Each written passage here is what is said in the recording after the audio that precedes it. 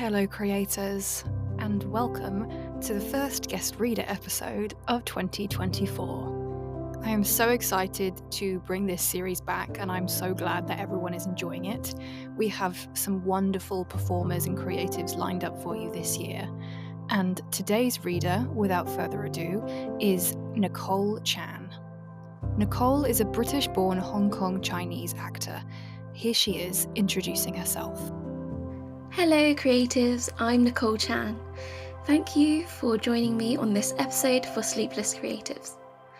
I've chosen some pieces that I really love and they have some beautiful imagery, but some are also on the theme of love, which was the theme for when I was studying English literature in my A-levels, and I just loved the syllabus and the theme and wanted to share these extracts and poems with you. Nicole will be reading a selection of poetry in both English and Cantonese, a sonnet and a short story. So, take a moment to get cozy and comfortable, and drift off.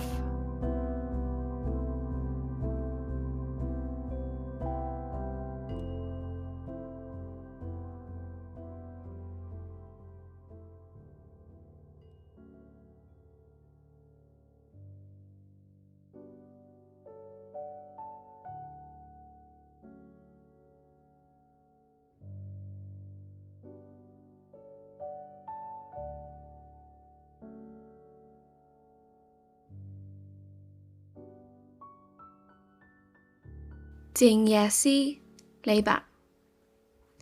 Chong Tin Ming Yu Guan. Yi Si Day San San. Goi Tao Mon Ming Yu. Dai Tao Si Gu Han. Quiet night thoughts, Li Bai. At the foot of my bed, moonlight shines like frost upon the ground. Lifting my head, I gaze at the bright moon, bowing my head, thinking of home.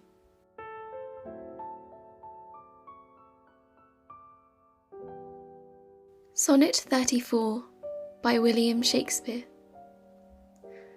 Why didst thou promise such a beauteous day, and make me travel forth without my cloak, to let base clouds overtake me in my way, hiding thy bravery in their rotten smoke?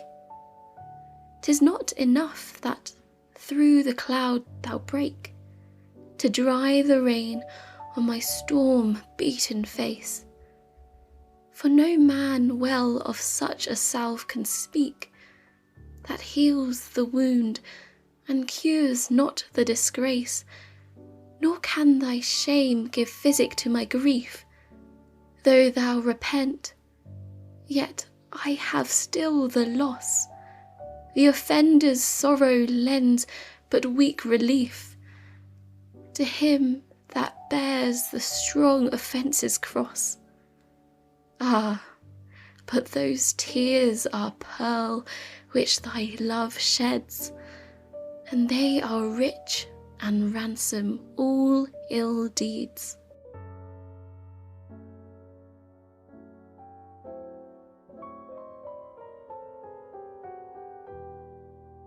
The Cloud by Percy Bysshe Shelley. I bring fresh showers for the thirsting flowers from the seas and the streams. I bear light shade for the leaves when laid in their noonday dreams.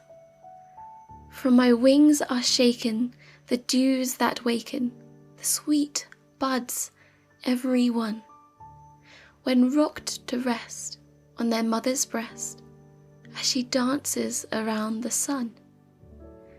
I wield the flail of the lashing hail, and whiten the green plains under, and then again I dissolve it in rain, and laugh as I pass in thunder.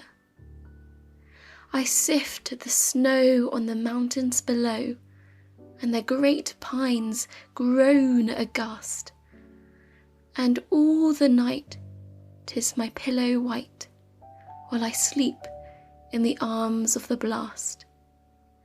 Sublime on the towers of my skyey bowers, lightning, my pilot, sits. In a cavern under is fettered the thunder. It struggles and howls at fits.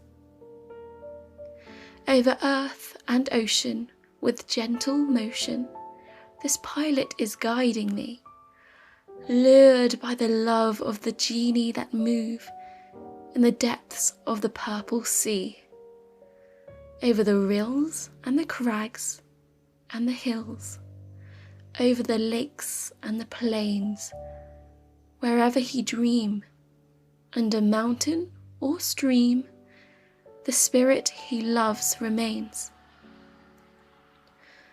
And I, all the while, bask in heaven's blue smile, whilst he is dissolving in rains. The sanguine sunrise, with his meteor eyes, and his burning plumes outspread, leaps on the back of my sailing rack, when the morning star shines dead, as on the jag of a mountain crag, which an earthquake rocks and swings, an eagle alit one moment may sit in the light of its golden wings, and when sunset may breathe from the lit sea beneath its ardours of rest and of love, and the crimson pool of eve may fall from the depth of heaven above. With wings folded I rest on mine airy nest, as still as a brooding dove.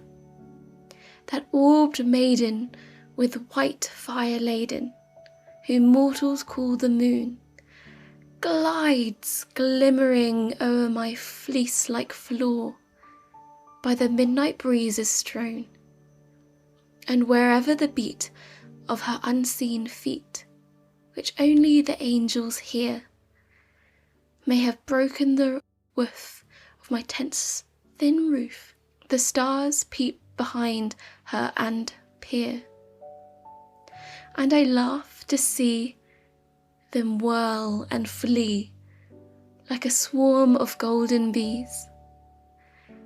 When I widen the rent in my wind-built tent to the calm rivers, lakes and seas, like strips of the sky fallen through me on high, are each paved with the moon and these.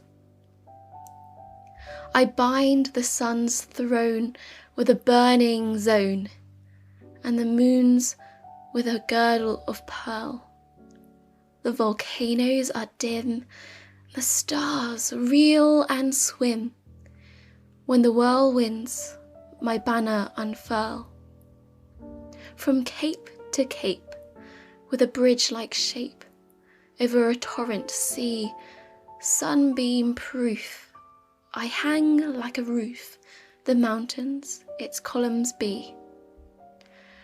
The triumphal arch through which I march, the hurricane, fire and snow, when the powers of the air are chained to my chair, is a million-coloured bow.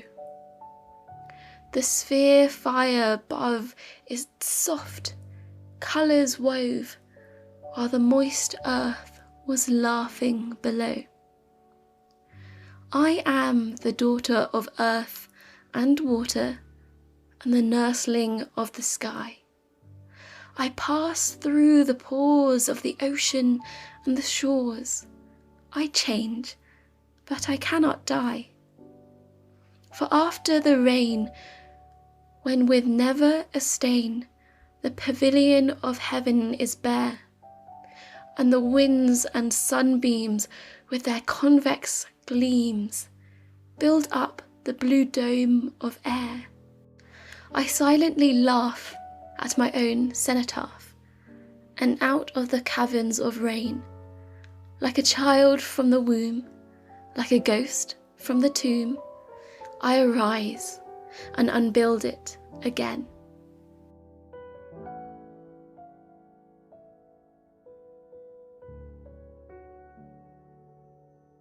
Daffodils by William Wordsworth. I wandered lonely as a cloud that floats on high o'er vales and hills, when all at once I saw a crowd, a host of golden daffodils, beside the lake, beneath the trees, fluttering and dancing in the breeze. Continuous as the stars that shine and twinkle on the Milky Way, they stretched in never-ending line along the margin of a bay. 10,000 saw I at a glance, tossing their heads in sprightly dance. The waves beside them danced, but they outdid the sparkling waves in glee. A poet could not be but gay in such a jocund company. I gazed and gazed, but little thought what wealth the show to me had brought.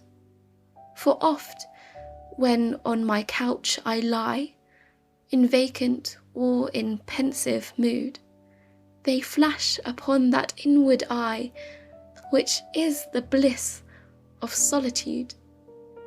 And then my heart with pleasure fills, and dances with the daffodils.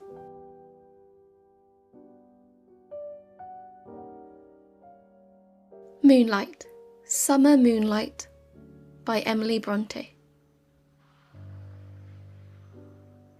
'Tis moonlight, summer moonlight, all soft and still and fair.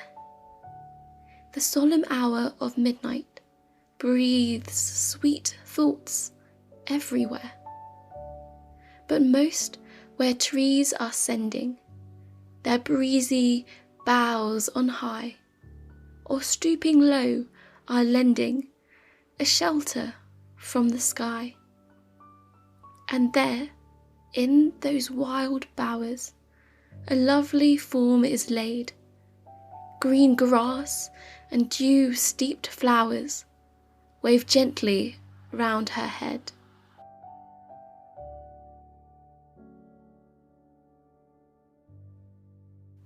This next one is a short story called Cat in the Rain by Ernest Hemingway. There were only 2 Americans stopping at the hotel. They did not know any of the people they passed on the stairs on their way to and from their room. Their room was on the 2nd floor, facing the sea. It also faced the public garden and the war monument. There were big palms and green benches in the public garden. In the good weather, there was always an artist with his easel. Artists liked the way the palms grew and the bright colours of the hotels facing the gardens and the sea. Italians came from a long way off to look up at the war monument. It was made of bronze and glistened in the rain. It was raining. The rain dripped from the palm trees. Water stood in pools on the gravel paths. The sea broke in a long line in the rain and slipped back down the beach to come up and break again in a long line in the rain. The motor cars were gone from the square by the war monument. Across the square, in the doorway of the cafe, a waiter stood looking out of the empty square. The American wife stood at the window looking out. Outside, under their window, a cat was crouched under one of the dripping green tables. The cat was trying to make herself so compact that she would not be dripped on.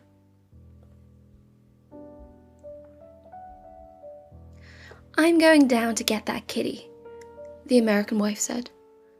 "I'll do it," her husband offered from the bed. "No, I'll get it. The poor kitty, out trying to keep dry under a table." The husband went on reading, lying propped up with the 2 pillows at the foot of the bed. "Don't get wet," he said. The wife went downstairs, and the hotel owner stood up and bowed to her as she passed the office. His desk was at the far end of the office. He was an old man and very tall. "Il piove," the wife said. She liked the hotel keeper. "Si, signora, brutto tempo. It is very bad weather." He stood behind his desk in the far end of the dim room. The wife liked him. She liked the deadly serious way he received any complaints. She liked his dignity. She liked the way he wanted to serve her. She liked the way he felt about being a hotel keeper. She liked his old, heavy face and big hands. Liking him, she opened the door and looked out. It was raining harder. A man in a rubber cape was crossing the empty square to the cafe. The cat would be around to the right. Perhaps she could go along under the eaves. As she stood in the doorway, an umbrella opened behind her. It was the maid who looked after their room. "You must not get wet," she smiled, speaking Italian. Of course, the hotel keeper had sent her. With the maid holding the umbrella over her, she walked along the gravel path until she was under their window. The table was there, washed bright green in the rain. But the cat was gone. She was suddenly disappointed. The maid looked up at her. "Ha perduto qualche cosa, signora?" "There was a cat," said the American girl. "A cat?" "Si, il gatto." "A cat?" The maid laughed. "A cat in the rain?" "Yes," she said. "Under the table." Then, "Oh, I wanted it so much. I wanted a kitty." When she talked in English, the maid's face tightened. "Come, signora," she said. "We must get back inside. You will be wet." "I suppose so," said the American girl. They went back along the gravel path and passed in the door. The maid stayed outside to close the umbrella. As the American girl passed the office, the padrone bowed from his desk. Something felt very small and tight inside the girl. The padrone made her feel very small and at the same time really important. She had a momentary feeling of being of supreme importance. She went on up the stairs. She opened the door of the room. George was on the bed reading. "Did you get the cat?" he asked, putting the book down. "It was gone." "Wonder where it went to," he said, resting his eyes from reading. She sat down on the bed. "I wanted it so much," she said. "I don't know why I wanted it so much. I wanted that poor kitty. It isn't any fun to be a poor kitty out in the rain." George was reading again. She went over and sat in front of the mirror of the dressing table looking at herself with the hand glass. She studied her profile, first one side and then the other. Then she studied the back of her head and her neck. "Don't you think it would be a good idea if I let my hair grow out?" she asked. looking at her profile again. George looked up and saw the back of her neck, clipped close like a boy's. "I like it the way it is." "I get so tired of it," she said. "I get so tired of looking like a boy." George shifted his position in the bed. He hadn't looked away from her since she started to speak. "You look pretty damn nice," he said. She laid the mirror down on the dresser and went over to the window and looked out. It was getting dark.